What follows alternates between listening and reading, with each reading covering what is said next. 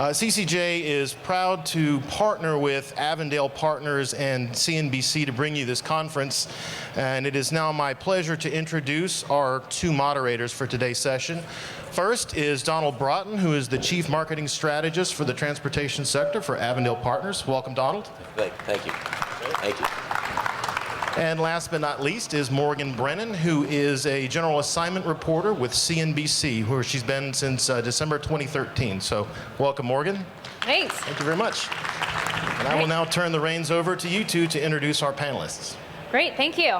How's everyone doing today? Great. Well, I got to tell you, we have an amazing lineup of panelists. And before I actually introduce each of them to the stage, I just want to say we are lucky enough to have three of the top executives from three of the largest trucking companies here in the U.S. Just to give you some numbers, they represent over 28,000 trucks, 85,000 trailers. They generate more than $6 billion in revenue each year. They're running over 3 billion miles a year, and they're burning 500 million gallons of diesel. So with that said, let's start bringing our panelists to the stage. Our first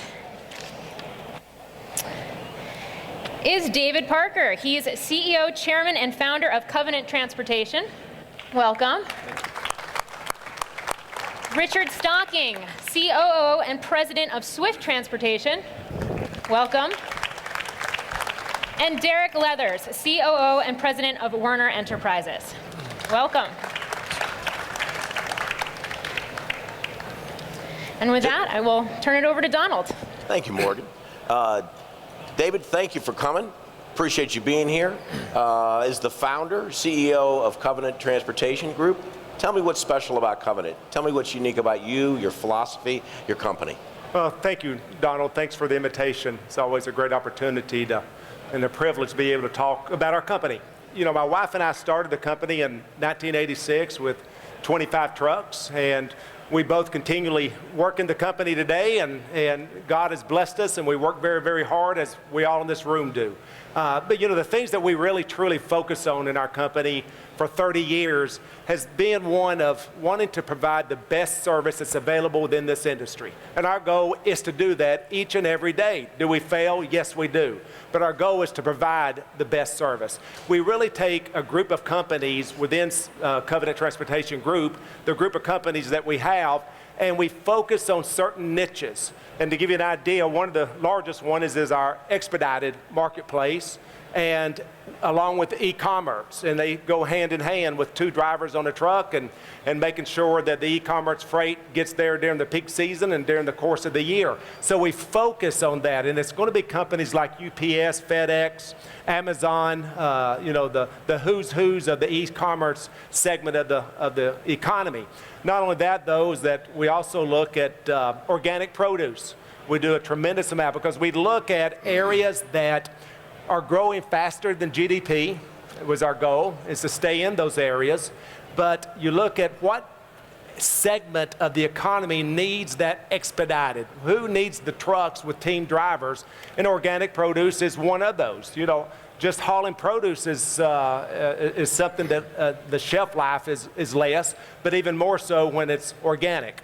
So we look at that. We also do a lot in the dedicated segment of the business. But we're a company that wants to provide the service, but not only that, we want to do it in a quality way. We want to do it with integrity. We want to make sure that the customer has an experience with us that they're proud to say that Covenant is a carrier for them. So that just gives you a little bit of insight about our company. Thank you. Thank you. Richard? Thank you for having us here. I feel honored to be on the stage with these two great leaders, and I totally look up to them and respect these two gentlemen. But I would tell you about Swift a little bit.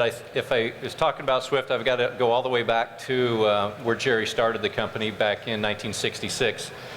We turned 50 years old this next January. And he started with one truck, and he was driving that truck, and it's turned into almost 19,000 today. So it's really the American dream. And I would tell you that our purpose and hyper-focus is really delivering a better life to our drivers, to our customers, our shareholders, and the communities in which we live and serve. And we do that through, on the driver's side, we really do that through bringing drivers into the industry through our academies, our schools across the country, and we train them. We get them with a mentor. They have a great chance to then learn the road, learn trucking, and become their own driver. Then they have a potpourri of different options, from line haul to refrigerated to flatbed to all kinds of different opportunities within the organization. There's a great career path for them. And one of those is to be an owner-operator. They can own their own company. And if they choose to do that and do well, they can be a fleet owner for us as well. On the company side, or the non-driver side, we're really focused on leadership and driving leadership to the front line. We think there's a leadership lid in every department, in every company, and we're only as good as that lid. So we really tried to expand that. And we really focus on trust, on character and competence. And we tie that into our purpose so that all of our folks understand what job needs to be done, how that hooks to our strategies and our money-making model. And we align ourselves by focusing on the most important, acting on those lead measures that would move us forward to help deliver that better life and to unleash the talent of our people towards that. So we do all those things to take care of our employees, that take care of our customers, and that take care of our shareholders and our communities. Fantastic. Derek, thank you for coming. Please tell us what's special about yourself and Werner. Well, thanks for having me, first of all, and I'll echo Richard's sentiment. It's an honor to be here and proud to represent Werner, and look forward to the next couple hours talking to all you folks about whatever's on your mind relative to the trucking industry. But as it relates to Werner, it's a similar story to many other trucking companies out there in terms of its origins. It was started by C.L. Werner in 1956. So our chairman founded the company with one truck, and next year we'll be celebrating our 60th anniversary as a company, our 30th anniversary as a publicly traded one, and we really try to carry that through in the culture of the company every day. So when you think about Werner and what we strive for is, we want to be known as a company that was, founded by a driver, led by a driver, and managed with the driver in mind. And especially in these days that we're going through right now, where the driver shortage is sort of at the top of everybody's mind and trying to figure out how we're going to address that going forward, we think we've done some things and created a culture that makes Werner a destination employer. We're investing in our fleet. We have one of the newest fleets in America. We're committed to our driver force. We're committed to raising wages and getting the American truck driver paid as they deserve to be paid. And at the same time, we're committed to our shareholders, which means an expansion of the services beyond just our truckload operations. That's the foundation. That's where the house is built, our over-the-road business. But we are one of the largest players in dedicated contract services in America today. So when we think about the stool or the platform that we've built, it's really got three legs: over-the-road truckload, the dedicated services group, and then our logistics division. Our logistics division this year is going to crest over the $400 million, on its way to $500 million mark. It's relevant. It's a relevant player in the space. Our customers like it. As our drivers have better understood it, I think they like it better because it creates opportunity and visibility to freight we wouldn't otherwise have. So we're excited about the future. We're still the same company we've been for 60 years in terms of credible, consistent, conservative company. That's how we run it. And we're looking forward to continuing that legacy long into the future. Well, thank you all for coming. First thing we're going to talk about is equipment. Equipment, certainly in the trucking industry, has changed dramatically in the last 30 years from every perspective, whether you look at it from a driver comfort perspective, you look at it from a fuel efficiency perspective, from a safety perspective, and certainly from a cost perspective, it's changed dramatically. So we're going to be talking about all of those and more today. First of all, let's start off with, I think, what's rather obvious: equipment and fuel. Diesel prices have dropped dramatically. Diesel was, what, $4 a gallon a year ago and is trying to break $2.50 right now. How has that changed your view of natural gas as an alternative fuel for fleets? What is that? What kind of a bearing does that make? Let's start with you, Richard, because certainly you have more nat gas trucks out there under test. Yeah, we probably have a couple hundred CNG natural gas units, and I would tell you that we're still interested. The prices of heating oil and crude and diesel have come down, but we are still interested in it. We're still testing. We have to run these in high mileage fleets to overcome the extra costs that are associated with the natural gas. So we think it's part of the solution. We don't think it's the silver bullet. but it will always be kind of a part of the solution going forward, and we don't think that fuel prices will stay low. So we think there's infrastructure opportunities. We've already started that in Houston and Salt Lake and LA and so on and so forth to really map those areas where we can put a lot of miles on these trucks and get the data that we need to make better decisions as fuel escalates in the future. Is it at this juncture, is it more the technology, the cost of the technology, the technology being proven out, or is it the disparity in the cost of fuel? Which is the bigger driver? It's the cost of the technology. Overcoming that and making it pencil out is still the biggest challenge. Natural gas is cheaper, it's just the technology to utilize it. Correct. Fantastic. All right. And so, Derek, let's start with you. Sure. We've got, when speccing new equipment to improve fuel economy, what are you more concerned with? Weight savings or powertrain performance? When we think about speccing equipment, whether it's nat gas or diesel or anything else, I mean, performance is always going to be at the forefront for us. I mean, yes, we'd like to lighten up trucks, and yes, we'd like to increase MPG, but if the truck doesn't run, it really doesn't matter what its MPG is. If the truck's not reliable, it doesn't matter how much payload you can scale. So we're constantly going to be focused on trying to spec the most reliable truck first, with components that we have faith in, that components we have tested, and then build around that on the edges to continuously look to lighten those same units and provide any MPG advantage we can find. You know, back to the question about nat gas or MPG in general, clearly right now we've got a little bit of a relief as it relates to diesel prices, but you know, you can't wait to build the levee when the flood comes, and so we know that someday they will be going up again, and so we're constantly improving MPG regardless of the diesel price. We're continuously looking for any advantage that we can gain relative to the economics of running that truck. But powertrain and powertrain performance and the overall reliability of the truck for us is always going to be at the forefront, and more so than ever in the driver market we're in, because drivers on the side of the road are quickly driving for somebody else. And so we want to make sure we give them a piece of equipment that's new enough, spec'd well enough, maintained well enough that they want to stay. And I think what's nice about that is that there's an integrated powertrain now that, you know, your engine, your transmission, your rear ends, they're on the same electrical platform. So it gives us an opportunity, as Derek was saying, to improve fuel and as well as try to lighten up the truck so we can get more payload for the customer. So a lot of great technologies helping to do those things that he just talked about. That's right. Well, you know, one of the examples out there right now that if you had a truck show like this, you're going to have people that have been in the industry a long time, and they're going to have memories of automatic transmissions historically and what they looked like and how they worked, and they're going to be right.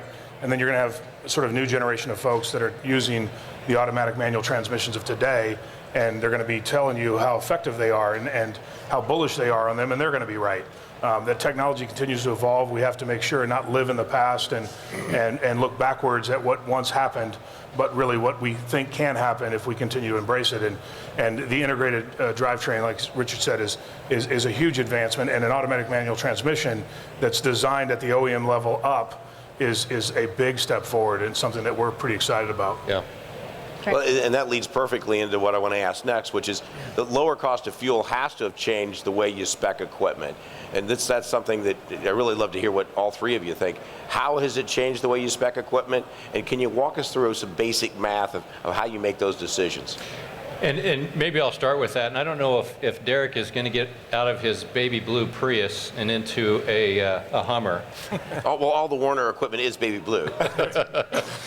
No, I would say that it doesn't matter what the fuel cost is. We're always trying to maximize the fuel efficiency and doing all those things that we just talked about.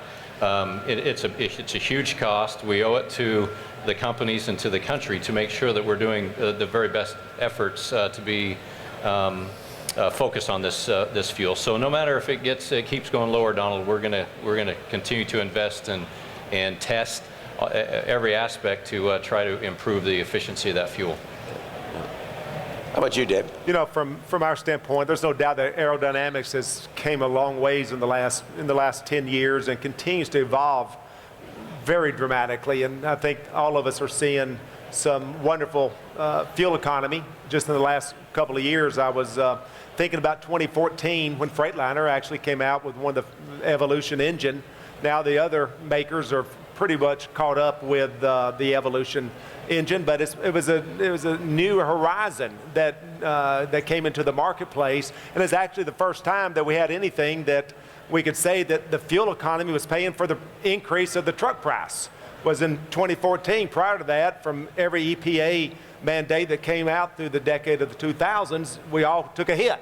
And but 2014 really brought in a new environment. And Richard's exactly right. I mean, having the powertrain throughout the whole truck has brought tremendous value, because you know we get about 75% of our fuel cost is rebated back or given back to us through our fuel surcharge. So we're naked on 25%, or we're open on 25%, and you know, that's a lot of gallons that are out there on that 25%. So we got to do certain things to try to get the best fuel economy, no matter what the price of diesel is running, to take care of that 25% number, because it is a large number. You know, about 1/10 of a gallon, and everybody can do their own math, but about 1/10 of a gallon savings on your entire fleet from our company can be about $1 million a year of savings. So there's a tremendous amount of work that we go in to try to get every 1/10 out of that truck. You know, all that I would add is, so I agree with that. And the other thing that I think is important for people to understand is the amount of investment that's went into this better MPG. So as carriers are out there year in and year out improving MPG, they're doing it by spending tens of millions of dollars on this new technology. And so you think about aero packages and how good they've become and how much advancement we've made in aerodynamics. The trade-off is maintenance costs. You know, now you have a small fender bender accident that used to be confined to the bumper is now going to ripple through the cab of the truck, because the fit and finish is now like a car has been for many years. So we see a lot of trade-offs for that investment, but it's the right thing to do. You know, Richard mentioned, you know, just simply burning less fuel. We talk about this in our company quite a bit, but, you know, just from a energy independent standpoint, a patriotic standpoint, we need to be working and striving to burn less fuel simply because it's the right thing to do. But then regardless of price, every 10th less we burn, or every 10th better MPG we get, is money in our pocket, and money that's earned through that investment that we made. So you'll keep seeing this arms race on MPG, I think, across fleets. We're going to continue to strive to make it better, because fuel will go up. I mean, we know that beyond a shadow of a doubt. At some point, it will creep up, and we have to be prepared for it. And I think at the consumer level, you see people jumping from their Priuses, as Richard said, into their F-150s, because that's an easy exit plan. If fuel goes up too much, you sell the truck. When you buy, in our case, you know, 2,500, some years 3,000 trucks in a year, that's not an easy exit ramp if you make the wrong decision. So we're going to assume fuel is high, even if it isn't, and always strive for maximized MPG. So can you confirm the Prius and the Hummer? I think the first day I'm in a Prius will be the first day I'm in a Prius. And you might need a shoehorn. And certainly that, oh, were you going to ask a? Yeah, no, you go with California Air Resources. That's exactly where I was going, because yes, we know fuel will eventually go back up, but in the meantime, we've also got regulations in place. And one place in particular I want to focus on and get all three of your takes on is California, the California Air Resources Board, the rules that, have those rules changed the way that you spec trucks and trailers for your fleet? And where do you see that, how has it changed that? Where do you see that going over the next couple of years? Yeah, there's no doubt it has changed. I mean, sometimes I feel like that, you know, the state of California, I mean, is the tail wagging the dog. I mean, it drives me crazy. California is one of the largest states that we service out there, and they dictate the rules to the federal government, not federal government dictating it to the state of California.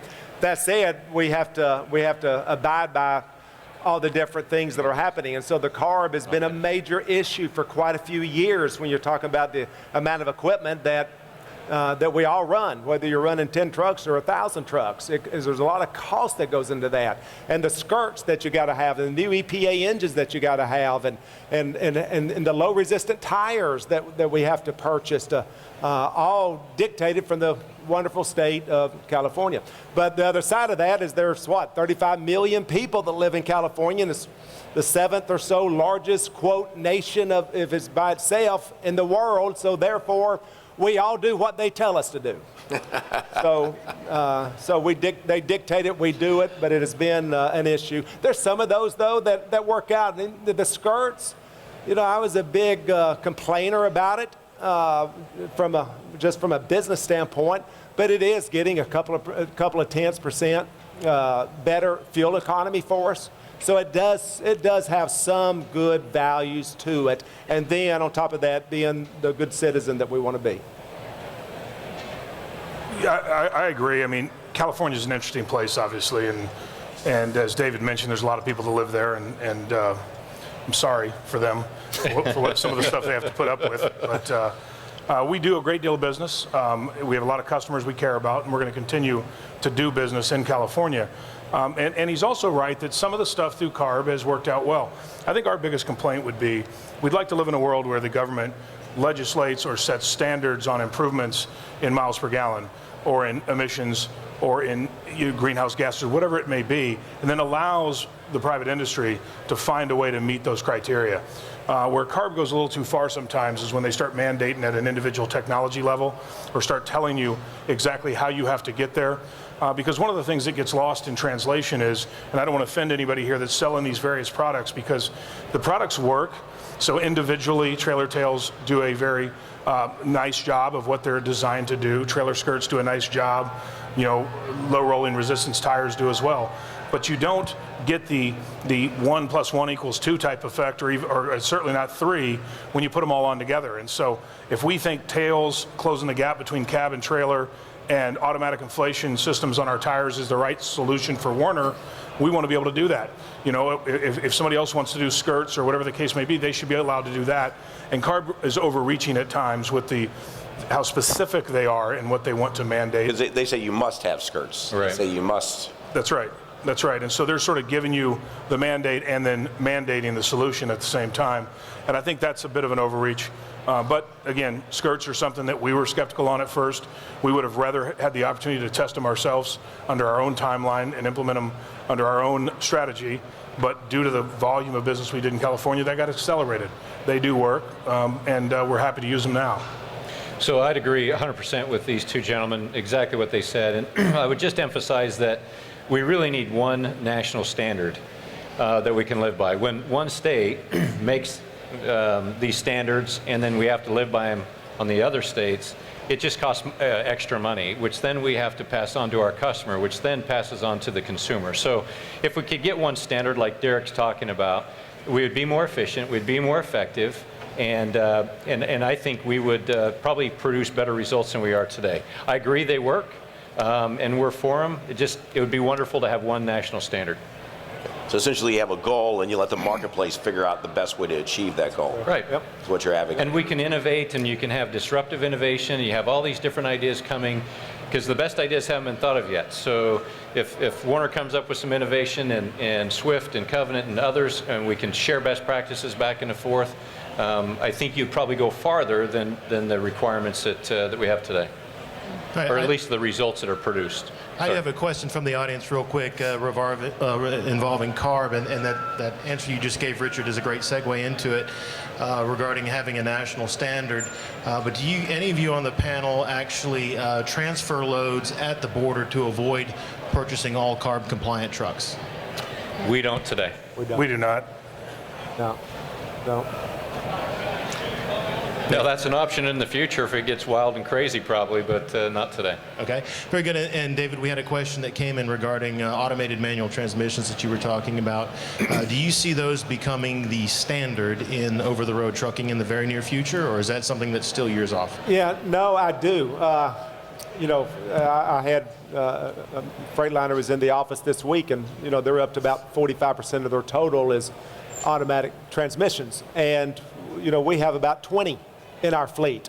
I do think it is something that is absolutely going to happen, and it's because of the driver situation that we all know has been so horrible for so many years. And you think about the students are the lifeblood to this industry, and they are the ones that you take a 16, 17, 18-year-old young person today, they've never driven a manual transmission. I mean, they're all driving automatics, and I think the day when the schools dictate, instead of saying, give me a truck that has an automatic transmission, will be the day that it truly arrives. We are not there yet. Right now it's because of the economics, and to be honest with you, I'm trying to make sure we're not late to the party. But there's a big price. The market so far, we'll sell all of our own equipment in the used marketplace, and there's a pretty nice price increase for automatic transmissions, $2,000 to $5,000. I wouldn't call that nice. Yeah, I know it's not nice. It's a big number. It's a big number, and irony. that's right. And we're not seeing it on the sales side.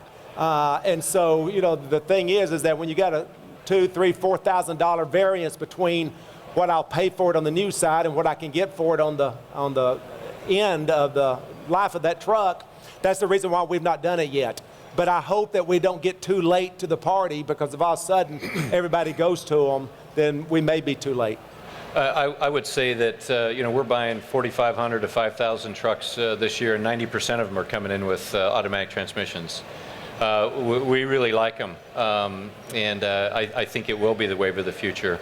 In fact, tell you a cute story. Jerry and I are in his office, and we have a driver, a long-term driver, been with us for a very long time.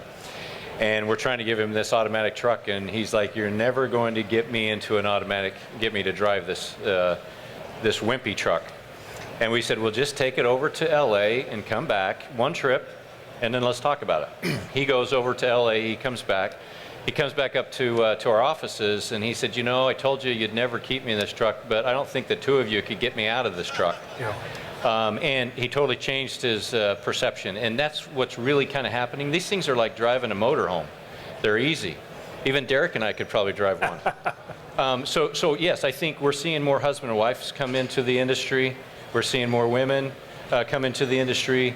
It's really kind of changing things. So I think that it will change going forward. Yeah, and I think we're really, really close to the tipping point already. I mean, next year's OEM production estimates are somewhere between 60 and 65% automatic transmissions at the production level. So if you get to that high a number in terms of what's being produced, you're not very far away from a world where 80, 90% of what's being produced will be automatics. We too are buying 90% automatics as we think about what we're purchasing. We also have had the exact same experience that Richard just talked about. I went out and took a group of drivers, held some town hall meetings. Some of our experienced drivers were concerned about automatics, saying they didn't want to switch.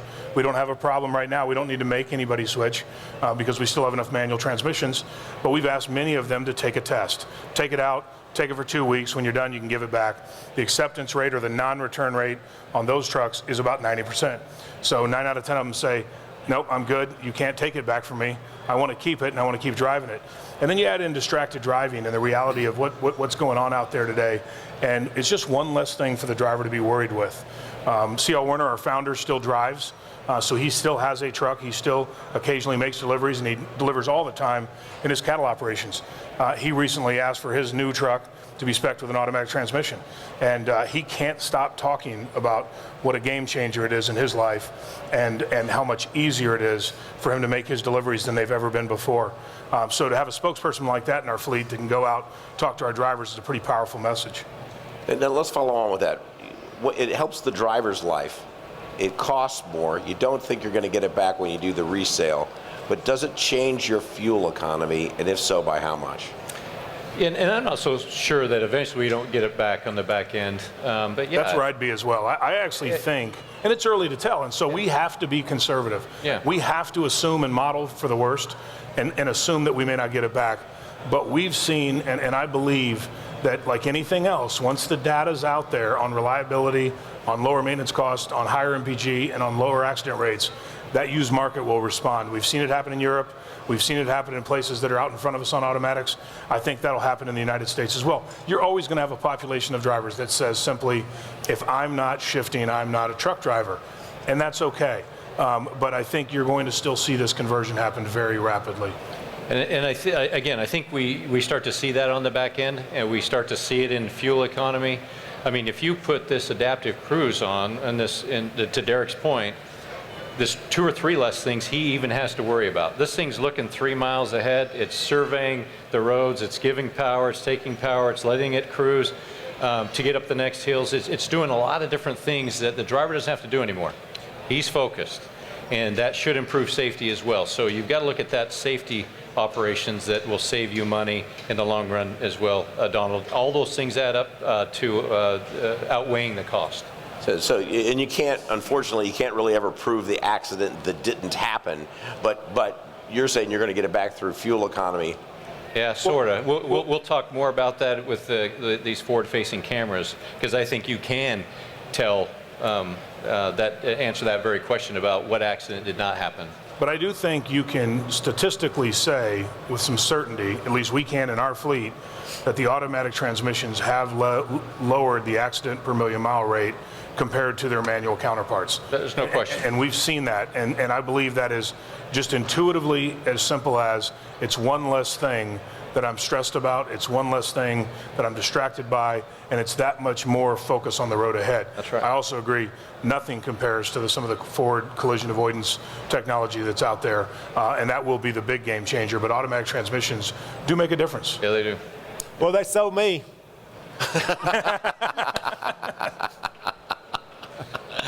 Well, we've seen ongoing improving economic conditions throughout the trucking industry. What effect has that had on your equipment replacement cycles? I've seen all 3 of you change your equipment replacement cycles. I mean, it wasn't that long ago Swift was recoming public. 2010, you were in a 5-year trade cycle. Then went to a 4-year trade cycle, and now you're coming into a 3-year trade cycle. Derek, you as well, David, come in on your trade cycles. Talk us through how the cycle and the economy, the returns have changed that trade. It's a huge emphasis, right? I mean, it's for the end user, it's for the driver. The driver is the #1 issue for the industry. And we really have to take care of him and her to deliver a better life. And the best drivers want the best trucks. They want the latest technology and to minimize the downtime. So I think it's really caused us to bring our cycle down, to bring that forward, and to bring that technology into the fleets. Now, as that kind of slows down, then maybe we elongate that again. But we have that flexibility back and forth depending on what we need to do for the drivers, what we need to do for the customers, because they're the end users, as well as really focused on our profitability. And we believe the new technology helps us with driver satisfaction, with fuel, with safety, with uptime, with happier customers, with more revenue. So there's lots of great things that come from this technology. If you utilize it correctly, you train it properly, and then you start to execute off of it.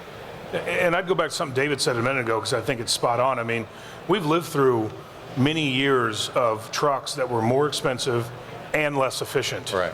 And so some of the aging of the fleet was just sound economics around the fact these new trucks are going to cost me more money and they're going to be less efficient, less productive as the one they were replacing. So you don't line up to go buy that. But now when you have trucks that are actually operating as build, operating as sold and marketed, where they are more efficient and more expensive, but they do the job they were designed to do, it's something that makes it a lot more compelling to make that decision. And there's an arms race right now for every driver in America. And so the company that's got the best trucks, that gets them home more often, that consistently gets them the best miles and pays them a fair wage, is going to attract more drivers. It's that simple. And we think trucks is a key component of it. So we're freshening our fleet.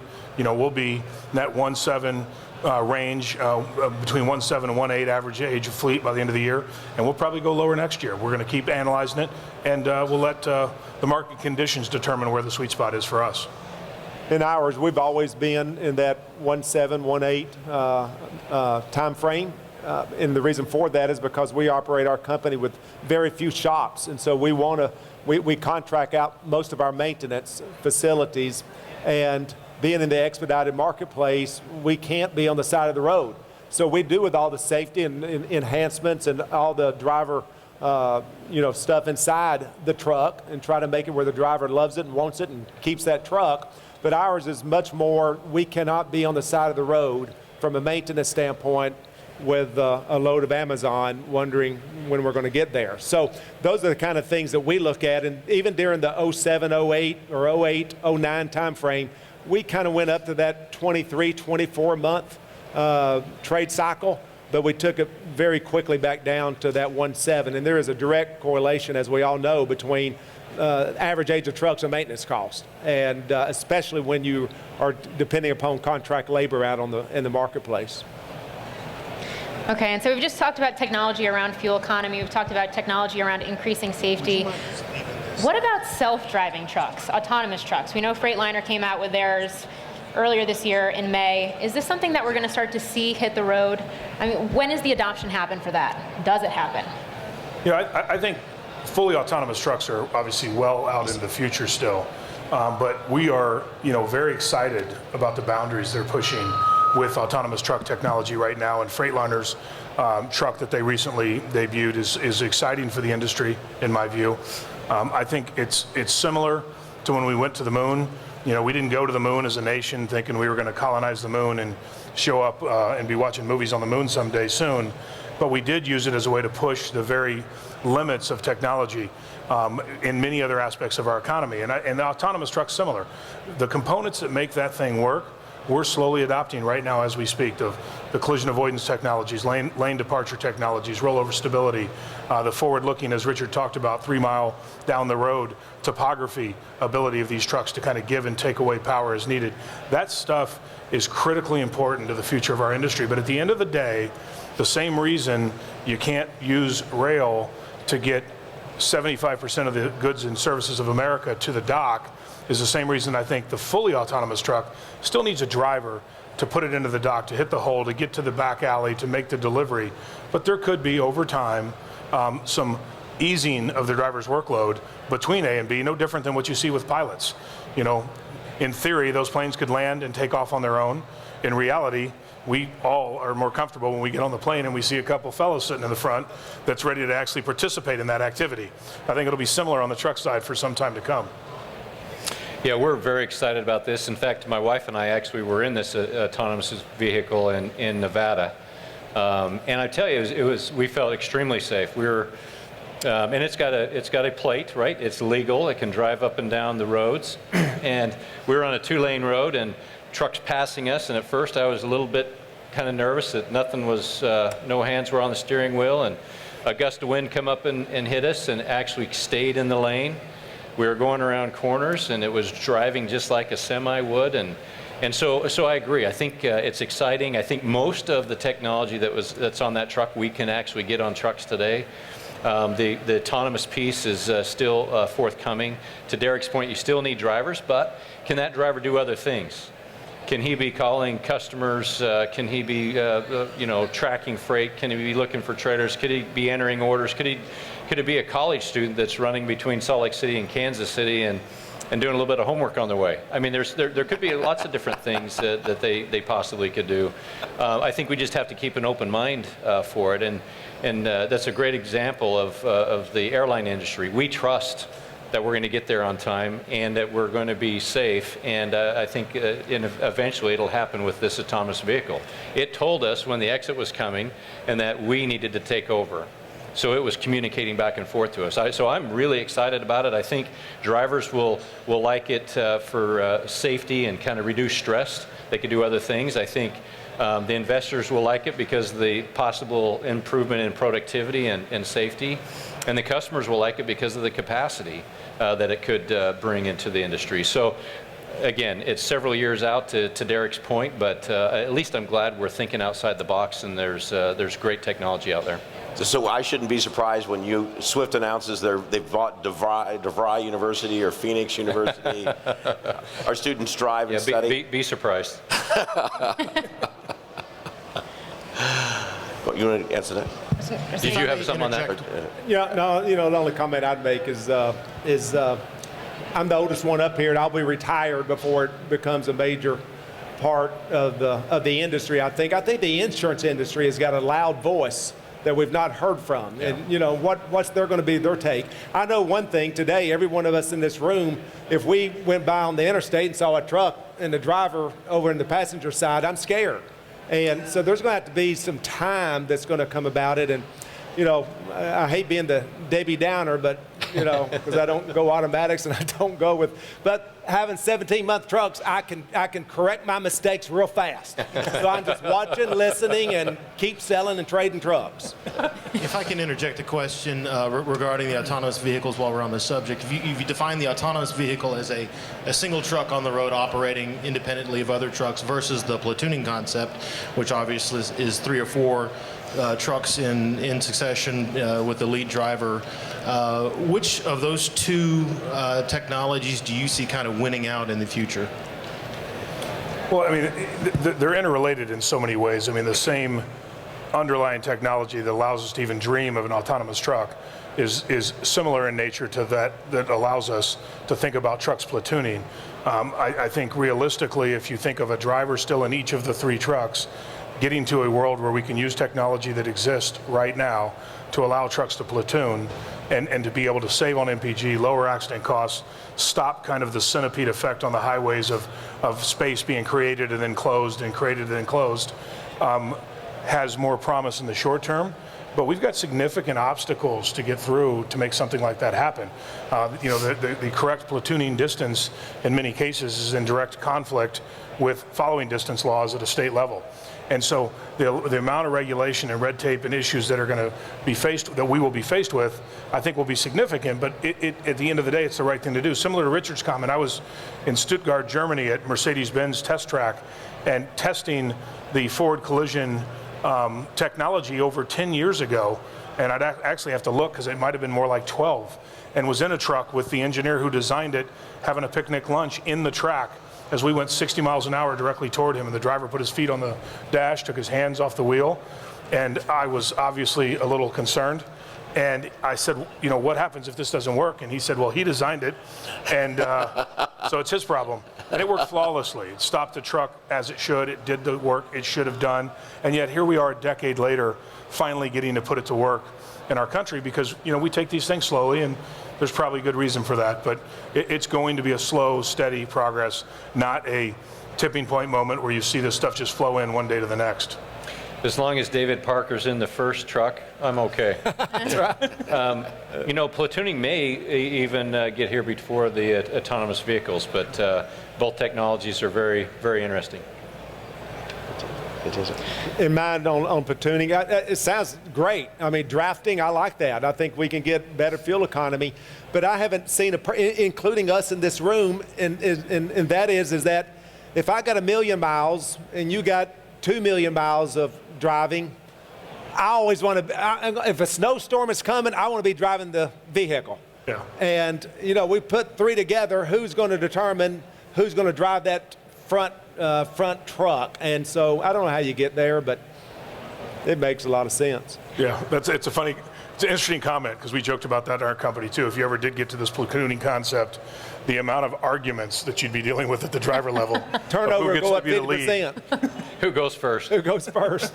But to further your analogy about the airplane, you feel comfortable when it's normal weather conditions, but when you're flying through a thunderstorm, you're flying in strong cross currents, rain, snow, whatever, you're really glad that there's somebody there. There's a couple of pilots there bringing the bird down. But you feel comfortable when you look up and see one pilot coming out of the cabin to go to the restroom. But if you're ever on a plane and you see both of them coming out, I think people would still be very uneasy. And that technology has existed for many, many years. Right. So it's going to be a slow process. However, going back to the autonomous vehicle, when we got hit with that big gust of wind, It corrected it. it really reacted well to that. So it depends on the technology, and I know we're all nervous about it, but we've got to learn to trust it and test it and make sure that it does what it says it's going to do. Like Derek said, I mean, if it didn't, that wouldn't be very good, right? So I think there's a lot of trust opportunities going forward. Well, who knows? 50 years from now, we may have kids at home playing video game, and the video game is drive the truck from Salt Lake to Kansas City, and without hitting anything, without game being over. Yeah. But it's actually, to me, one of the most interesting things about autonomous technology in general is the big data it generates. How important is that to you guys running the size fleets you are? there's no doubt that data is the kingpin. I mean, anything that we can get for data tells us today what the future holds. And so, when you start tracking them from the fuel economy and from safety and routing and just a lot of different areas that they're going to be able to take, and best routes, best driving conditions. There's just a lot. I mean, we're doing something now that we hope to roll out this winter about our weather, and being able to, from a meteorology standpoint, be able to dictate and take care of all the weather reports and be able to dictate when we should start rerouting a truck. It's not that a snowstorm is going to be in Wyoming that we all know is going to probably shut down the interstate, but the trucks coming from Massachusetts, and in 4 days they're going to be in Wyoming. And I think the same thing holds true of platooning as well as these trucks, to be able to gather all the information that they can. And I think fuel economy and safety are definitely going to be leading to those efforts. I would say ditto. Great. Yeah. No, go ahead. I don't have much to add to that. I agree. And let's not underestimate the amount of data that a modern fleet gets today is enormous in nature. I mean, the telematic information that we can get, the engine diagnostic information we can get, average speeds by lane, by time of day that we can get. I mean, I'm not saying we wouldn't get more, but that autonomous truck, absent the fact that it may be driving on behalf of the driver, the vast majority of the rest of that data we are able to access today with the technology already available to us. And it's the power of using that data. That's right. Right? And putting it to work and making decisions that then improve the process, increase revenue, or decrease cost. Yeah. I can harken back to the early, late 90s.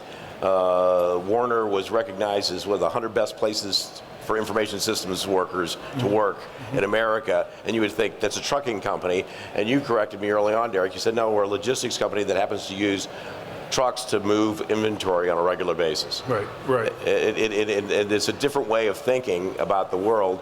From the outside looking in, it looks like you look like trucking companies, but that's not what it looks like from the inside looking out. Right. I just wanted to go back to something you mentioned before, and that was the fact that we see some of this technology adopted in places like Europe before, that it takes longer to see it adopted here in the U.S. Why? I mean, it seems like and it's not just trucking either. I mean, I hear about it in other industries as well, but it seems like we're very slow to adopt some of these new technologies, slower than some of these other countries. Yeah, I mean, I think our country over the last decade or so has continued to adapt a more and more restrictive environment and a kind of trust no one mentality out of DC as it relates to private enterprise. I mean, we don't actually wake up every day looking for ways to be less safe, contrary to what many people may want to believe. I mean, our opening wish of every day is to deliver the 3.8 million miles we might deliver that day and not have a single accident. But if you believe the editorial pages, or if you listen to people in the press, they somehow believe there's an economic incentive for us to be bad actors in the industry, and it's simply not true. So I think we've just legislated more and more red tape into the process. You talk about Donald's from St. Louis, and I don't remember the interchange off the top of my head, but they've been building it for like 15 years, and they might someday actually permit it for use. Versus once upon a time, we could build the entire interstate system of the United States inside of a decade, and now we need one exit ramp to take that long. I think it's a litigious society. It's one filled with doubt and filled with negativity toward business. I think that negativity toward business has obviously grown a great deal over the last several years. Hopefully that will change sometime in the future, but at this point I think all we can do is hope for change if that ever happens. Yeah, I agree. Regulation is just stifling, and there's nothing faster than the speed of trust. And we, to Derek's point, we've lost that. We just want to regulate every dang thing, and trust is really character and competence. It's your intentions and your credibility, but then it's also your capabilities and the results you produce. And I think if we looked at those results, we could gain some of that trust back, and we could speed through some of this regulation that is really hampering us. And my fear is going to continue. And if it does that, then the whole country gets slower and slower, and it's more costly. When you have high speed, you have high trust, and you have lower cost. When you have low trust, you have low speed, and your costs are up.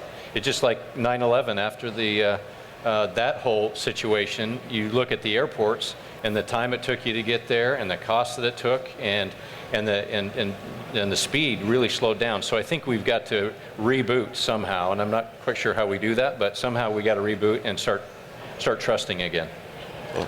But to your point earlier about big data, and it's always entertaining for me as an analyst to follow these companies, especially when, and this is certainly not the case with these three individuals, but when you're dealing with someone who comes into a leadership position from the private world and into a public company, or is newly public, and you ask them a question about, well, what is that expense as a percentage of sales? Yeah. They'll look off to the side, and you can see them doing the math in their head, versus, well, what is that expense on a per mile basis? They know on a per mile basis, down to the 10th of a penny, what those costs are, because that's the way they run their business. That's the way they manage it. Only after years of experience of being in a public role can they convert it to the way the analyst wants to hear, the way the financial reporter wants to hear it, because they're thinking in a per mile basis, down to the nth of a penny, what your costs are. They could off the top of their head tell you what tires cost per 10th of a penny. Pick a component, oil, gas, etc. Well, we know it, we just won't tell it to you. That's right. So there's that. Right, Derek? That's right. That's right. But you guys are obviously, very bright, Donald, all the analysts that come in, and so we want to respect that at all times and pick up any ideas we can get. Well, not all of us, but okay. No, you are. But it is interesting because we do deal in the public world with analysts all the time, and they come in and obviously very, very bright individuals and bright minds, but trucking is a little bit of a combination of art and science. And so the model can tell you so much, but unless the downstream effects are fully understood on driver morale or employee morale or what does it mean to a customer, it's hard to model for that. And so we have a lot of debates. You and I have talked over the years about it, but trailers move freight, not models, and so we have to do what's best in our long-term interest, and occasionally that may be at the impact to a short-term result that the model would dictate a different move on, and I think that's important if you're planning on being around for a while in this industry. Well, let's talk about a confluence of those then. What's the acceptance of dash cameras? How do you get that into the truck? How do you get the driver to accept it? Is it in your best interest from a safety perspective? Yeah, I would tell you that it's going to be the wave of the future, in my opinion. I mean, we've made the decision to put them in 100% of our trucks. We've got about 3,000 of them done already, and it's producing great results. Just so everyone knows, it's not 80% of the truck's fault. Normally, it's 80% of the other vehicle who may not be understanding how to drive around the truck. And so we've been able to already mitigate some situations for drivers, save their CSA scores, where in the past it would have been the trucker's fault. And so I'm excited about that. The other piece is really the camera that's inward facing, and I've spent 200 or 300 hours talking to drivers over this, and so that they get an understanding of why. And so we can see what the driver's doing at the time the accident or event occurs. It's not recording the whole time. It just records 10 seconds before, 10 seconds after an event, whether it's a hard braking or a yaw. So you're not in there watching anything other than when there's an event that happens, you can see it. So you can see the driver's perfectly doing what he's supposed to do. He's very professional, and you see other things happen, and so you can mitigate that. But you can also use it to coach behavior that needs to probably improve. If somebody's texting or using a phone inappropriately and has a hard braking, it records 10 seconds before and 10 seconds after. So that when that comes, then you can sit down with the driver and really help coach him, because we want him to get to his most important stop, and that's back to his family. And so we really help them understand that. We've also found that eating can be a distraction. And so we try to help them understand and coach them through that. So I think we get a better driver. We are able to mitigate CSA scores, and it's going to change the perception of it's not the big bad truck out there. That's not true. It really isn't. From what we've seen over the last few months, it is not the truckers, mainly the truckers issue. It is the motoring public. You know, we had the front end. We don't have the in-house, the in-cab camera. We've got rollover stability bar units on. We got lane departure. And we're putting on front end collision mitigation systems. But one of the trucks that had it was interesting. Just in the last, I guess it's a month ago, we had a four-wheeler that came across, and we hit the back of the four-wheeler, and being able to get that camera and see what happened, because they were complaining about everything. They were hurting from head to top of their head to the bottom of their feet. But the thing is that the camera showed that, let me show you what you did. Here is the exit. Here's our truck. And you scooted straight ahead of us and went down to about 30 miles an hour to get off of this exit, and we hit you. And as soon as we brought it up, the discussion was over with. And so there are a lot of times, and we all know that the vast majority of accidents are caused by non-truck, four-wheelers, cars. We all know that, but now we got something that says, yes, this is what happened. So it's something that's great. Yeah, in our case, we also are not currently using the inward-facing cameras for a variety of reasons, but the biggest of which for me is that we're fully invested in forward collision mitigation devices. We've seen a tremendous reduction in accident rates with those devices. We're going to 100% commit to those as we go forward. And I don't want to throw multiple technologies at something at the same time and be less able to know which one actually made the difference. The second issue is Richard's 200 hours of invested time with the drivers. We know there's going to be some issues with it, and I applaud what they're doing. We really do. When I read about it, I understood that they were willing to be pioneers on that, and we want to kind of wait and see a little bit on that one. If I could get to a world where we could make a safer truck, where we wouldn't have these accidents and we could avoid them altogether, and I would never have to point a camera at a driver in my fleet, I'd prefer that. If we can't do that, then we may have to go to something like an inward-facing camera. At this point, we're not doing it. It doesn't mean, and we've told our driver force this, that we'll never do it. That's not our point, but right now we're choosing to use other technologies in the interim. Morgan, you want to go ahead and talk about drivers? Start that segment? I do. I was actually just going to pivot there. So obviously we all know there's a big driver shortage. Is that the biggest headwind for all of you with your companies right now? No doubt. It's the biggest issue facing the industry, and it has been for, ever since I've been in the business. It has been there for 40 years that the driver situation has been tough, but it has reached a level that we've never seen. And we don't see with the average age of the driver getting older, and all the laws that are there. When I think about CSA scores, and all those are great, they're wonderful, but it's just like the CSA scores. Today I could not be a professional truck driver because I've got too many speeding tickets, and I couldn't do it. But the thing is, the last speeding ticket I got was in my hometown of Ringo, Georgia, 50 and a 35. Well, that's the problem. Our trucks are governed at 65, but a 40-mile-an-hour in a 40-mile-an-hour ticket in a 30-mile-an-hour zone is just as bad as getting one at 85 in a 55 zone. And so the CSA scores has eliminated, in our opinion, 2 to 3% of the driving force that you cannot hire today. So there's just a lot of issues out there on the driver situation as they get older. And then the safety side, we have got some major future ahead of us problems that are going to come about. Yeah, it's for sure the biggest issue, and we really got to bring predictability in the lives of the driver for his home time, his paycheck, and to get him there safely. And our retention is about as good as it's ever been, and we continue. Our Net Promoter Score is the highest it's ever been, and our academies are full. So we're really working hard to really listen to the driver.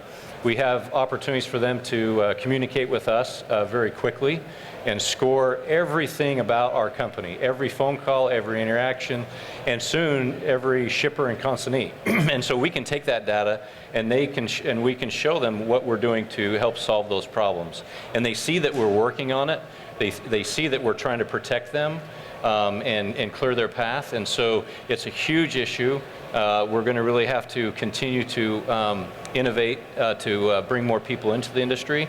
But I think you're starting to see, because of some regulation, the EOBRs that are coming, you're starting to see some folks leave the smaller carriers, come into the larger carriers that already have this technology. So we're kind of seeing that coming in as well. And I think that's another vote of confidence for the safety. But the predictability, the getting home when they need to, and having that respect inside the walls of the organization, as well as out on the road and with the shippers, is incredibly important. We had a customer that had a big banner up that it said, "Save yourself some money and leave now. We don't want you on the property." I mean, it is just very blatant. And our company will walk away from any of those customers every single time that don't treat our drivers with the respect that they need. Our drivers are at the top of the inverted triangle, and we have drivers and we have driver support. That's the only two positions we have in our organization, and we're there to support those men and women who have the toughest job, who are away from home, have issues going on at the house, can't get there to solve it like we might be able to do. So we've really turned the mentality, the mental model in our organization to really focus on that driver from the time they get into the truck till they leave to go home. Yeah, I agree. I mean, the issue is real, and you know, I say this a lot, but I mean, it's just math at the end of the day. If you look at the math of this problem, it's significant in nature. We have more people retiring in the baby boomer generation over the next 5 to 10 years than we've seen in the history of our country. We have less people entering the workforce in that same time frame. So at the exact time you have more retirees, you have less total people entering. Out of those people entering the workforce, they're coming out of high schools that have been gutted of their vocational programs, their focus on welding and other skills. The American mentality has become that everybody must go to college, which is ironic because when they graduate, they take a job that pays less than a truck driver would have made in year one, or less than a master welder would have made in year one. And somehow we've devalued these jobs. Our country's done a phenomenal job, I think, in my mind, of rallying around the military and rallying around the men and women that are out there defending our country and representing us around the globe. But we've really fallen short as it relates to honoring the men and women that are doing the nation's service as it relates to driving trucks, building things with their hands, in the construction trades and the welding trades and the diesel mechanics. And somehow it's become something that's looked down upon, and that is a crying shame when you think about what made this country great to begin with. And so we've got to get back to that. And you can't fix this problem without fundamental changes in mentalities around what is a good job. And to me, you know, at the core of a definition of a good job is doing something you love to do, being paid a fair wage to do it where you can support and take care of your family, and hopefully making a difference along the way. And if we can pay and continue to get wages where they belong in the truck driving industry, you can check all three of those boxes. But it's going to be tough to do because we've got to get them in the schools. Enrollments are down 18% in truck driving schools around the country. That's a tough uphill battle. The ATA signed up, and we're willing, and we're putting money against and asking OEMs to help and contribute. So if there's OEMs in this room, I think contributing to the image campaign is critical. We have to get people to understand what happens if these trucks aren't out there delivering safely every day. And if we fight all that, and if we introduce automatic transmissions to make some of the angst of driving a truck going away, and if we can enhance their lifestyle issues that they face every day on the road, and if somehow in all of that we can get rid of some of the madness that portrays truck drivers as these evil doers that are out there looking and waking up in the morning finding something to crash into, I mean, we can go a long way. And that stuff still exists. And these are somebody's dad, there's somebody's mom, there's somebody's sister, and they're trying to do the best job they can do every day. And you know, like Richard said, it's about getting the culture of your company to understand that. You know, we've implemented something at Werner where the entire fleet of Werner Enterprises has an email line directly to me. Because once and for all, I wanted to be able to get every single middleman out of the equation. And I wanted them to be able to communicate, and I wanted to log on in the morning and see exactly what happened last night with nobody else being able to get in the middle. And I found out that, you know what, we had our own issues too, and we still do. We've got issues in our company that we have to make better. But if we're not serious about fixing them, if we're not willing to get to the bottom of them, we're not going to attract and retain the very best drivers. And if we do, you know, the driver universe spreads good and bad news faster than Twitter ever could. And so if you do it right, word gets out, and all of a sudden, applicants rise, and we're seeing that right now, and we're proud of it. Well said. Do we have any questions from the audience direct to the panelists here as the conversation has turned to drivers? If not, I do have one that came in via text that I would like to ask. We've discussed equipment as a draw for new drivers, as a tool for retaining existing drivers. What other strategies, other than increasing pay packages, are any of you exploring in response to the perennially high turnover rates in long haul and in response to the growing shortfall of available drivers? And I think, Richard, you did touch on this some with home time and some of those things that you're doing, but would be interested to hear from David and Derek some of the things that you guys are doing as well. One of the things that we just started a couple of months ago, I think June 1st, and we as a carrier and our drivers, we all get paid on a per mile basis. We bill our customers per mile, and we pay our drivers per mile on the vast majority of truck drivers. And the thing that does cause is some inconsistency from revenue, from pay. And you know, one of the things that we started in June 1st on about 40% of our total workforce of drivers is a guaranteed pay package, that they are going to make a minimum of X. And that thing is something that has been extremely successful. That group of drivers' turnover has dropped about 30% in that group. And I think that that's one of the things that's a leading indicator, because I agree everything with Derek and Richard on culture and making sure that, you know, to eliminate, that was a great, I'm going to write that down on the email deal of you know, making sure that you're hearing from the drivers. That's how the drivers got to be our number one concern. And I think in the most carriers, we attempt to make it our number one concern, because I don't care if you're running 50 trucks or 5,000 trucks, you got a driver problem. And we all have the same issue out there, and we got to do everything in our power. But the thing that we haven't done is that they just don't make enough money. Yes, they can make more money than an 18-year-old that's going to go work at McDonald's, and somehow we got to figure that out and get them in our truck. But you know, we got some ugly jobs from a standpoint of be out for 2 weeks. I travel a lot. All of us on this stage, a lot of you travel a lot. Well, I'm going to tell you, after you've been to New York City and Cleveland, Ohio 25 times, I'm not eager to go back. But I do it because my job requires me to go back. So the driver gets in the same mindset. So then it comes a time, though, that, you know, whatever my board is paying me is definitely worth me going into Cleveland, Ohio for 20 times, or Chattanooga, Tennessee for 20 times.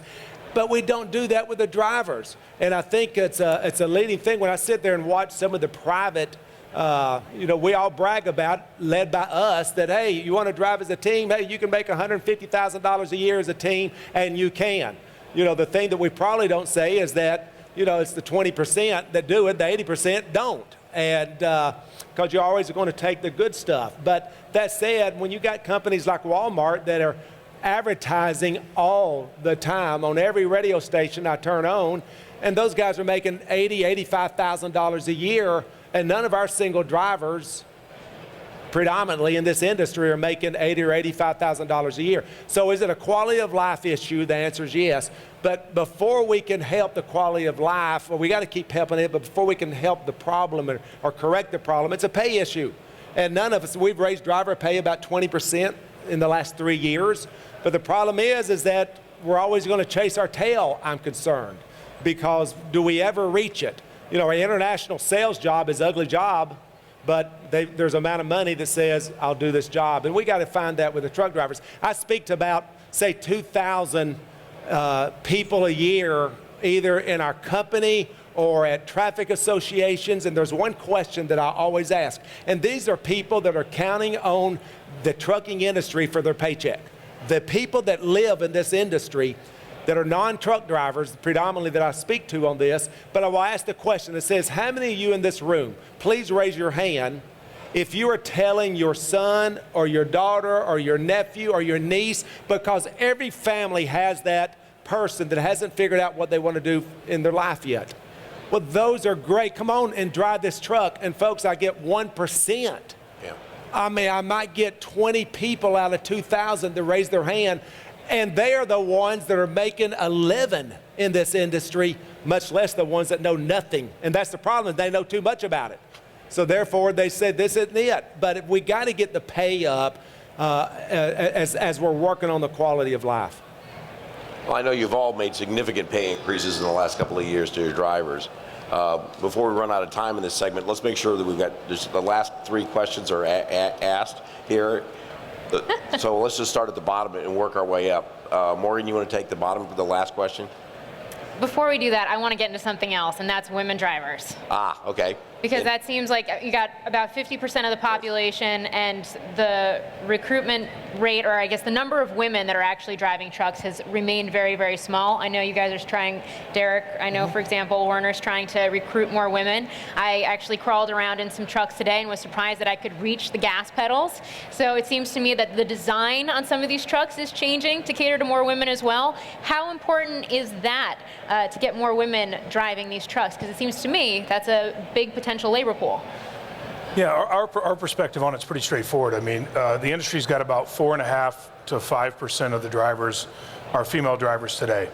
And so when you think about casting a net in a time of a short driver supply, we want to cast the net as wide as we can cast it. At Werner, we've been working on some initiatives both internally in the office as well as in the truck to raise the percentage of our associates that are women. We just think that the industry has traditionally been a place that boys play with trucks in the sandbox when they're little, and they grow up and they be truck drivers, or they grow up in the trucking industry, and we don't have the same representation by both sexes. So we've been working on it, and we're proud to report that in our fleet, we have roughly double that average, right? Actually slightly more than that, and we'll crest 10% of our fleet before the year's out of female drivers. And for the females in the room, I'll let you have a little data that you can take home to your husband or boyfriend or son or anybody else. Those drivers right now are driving safer, so their accident frequency is lower, their inspection compliance is lower, their CSA scores are better, their DOT reportables and roadside scale issues or shutdowns are lower, and they are winning across multiple categories in our fleet. And so we've had a tremendous success with it. Now, will that 10% ever become 40? I don't know. It's going to be a long, hard, tough road to get there. But we think the amenities of the truck, the amenities at the terminal, making a better lifestyle, and getting people home.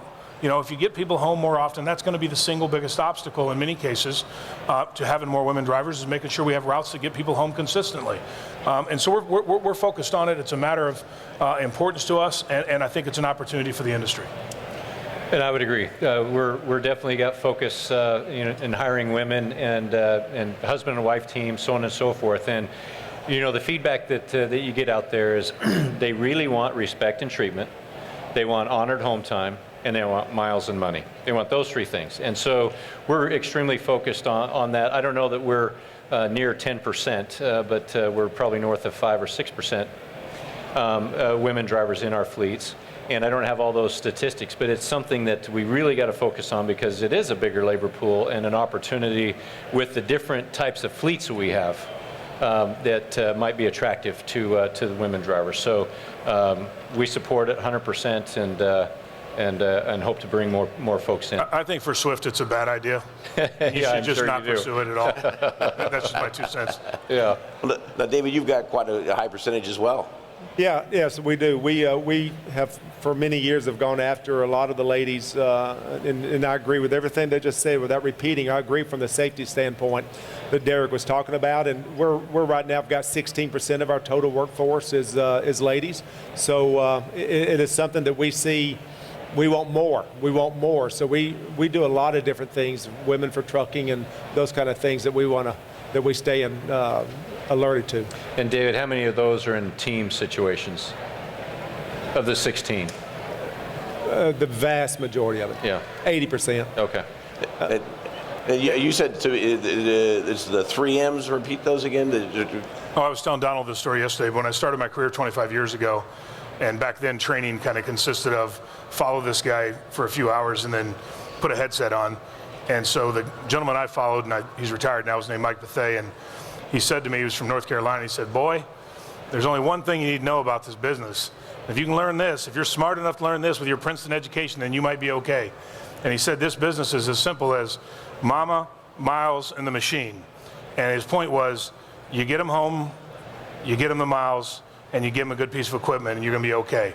If you fail on any of that, you ain't going to last very long, so you better take care of that, right out of the gate. And I don't think that's changed a whole lot, other than now maybe we're trying to get them home to dad instead of mama with some of the programs. But it's still the same thing. Give them a good lifestyle, get them the miles and the money that come with it, and give them a good piece of equipment to drive. And if you can deliver on the promises that the recruiter made, they're going to stay. If you oversell and underdeliver, they're going to leave. And we've got to find a way to continue to close that gap. And David's just allowing them to take mama with them. That's right. That's right. We welcome you. Come on. Yeah. And the other thing he did is about broke my wrist when I tried to put cream in my coffee in the cafeteria that first morning. He said, we drink our coffee black in this industry, son. So I've not used cream in 25 years. Fantastic. Yeah, we've got one more from the audience here. We talked about the characteristics needed by shippers and receivers in order to help you guys retain drivers, how they're treated at the delivery and pickup points. Are you seeing those necessary changes actually happening with your customers? Oh, we are. I mean, we have top-to-top meetings, and I'll tell you, the customers that we deal with are on board. They understand the preciousness of these drivers, that they're a priceless gem, and they really want to help us. And so we've gotten together and really specifically gone down through feedback systems to go back to the customer and say, these are the areas of focus. These areas of the country or this specific facility, this is what we're finding. And they're all over helping us. I think it's the wait time, it's the amenities at the facilities. Can I use your restroom? Is there coffee there? Can I park my truck on our property? Can I stay overnight? There's just lots of things that the shippers can help us do. Can I drop my trailer, hook up to an empty and leave, and continue to get the velocity that I need to produce a paycheck that I can send home to the family and be proud of? So I think from the very, very top, some of our customers have really got us in, sat down, went through all their processes.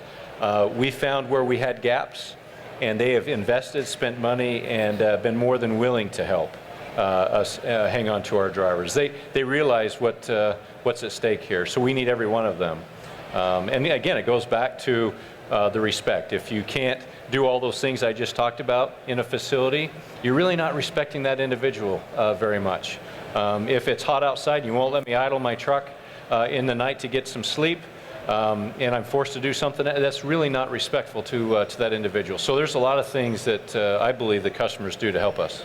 Driver appreciation weeks and times, they're handing things out. They're out there getting information with our drivers, all of our drivers, and really treating them properly. Now, there's some situations where that doesn't occur, and when those situations happen, we're on fire to that organization to help them understand what happened and what we can do in the future not to ever let that happen again.